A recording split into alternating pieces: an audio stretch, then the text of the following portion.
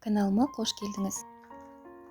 Жазбен қоса ыстық ауа райы да жақындап келеді. Мұндай жаздың ауа райында тәбетіміз де аса бола бермейді. Бірақ окрошка нағыз ыстықтан құтқаратын тағам. Ең алдымен картоп және жұмыртқаны қайнатып майдалап тураймыз.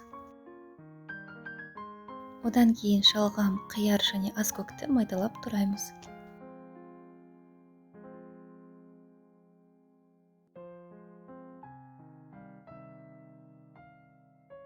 Қайнатылған тауық етін немесе қайнатылған шұжық қолданамыз.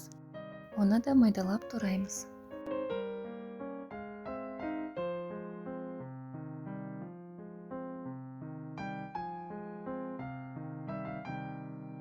Ненің қанша керектігін астына жазып өтемін.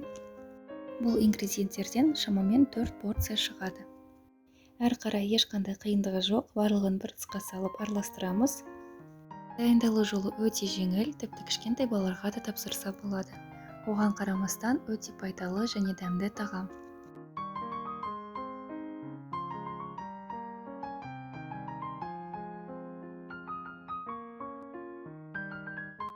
Енді дәміне қарай тұз себеміз.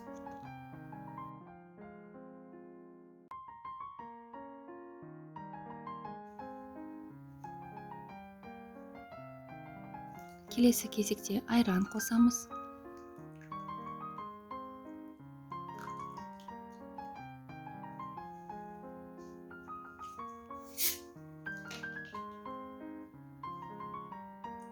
Және біздегі ең соңғы ингредиент газдалған су.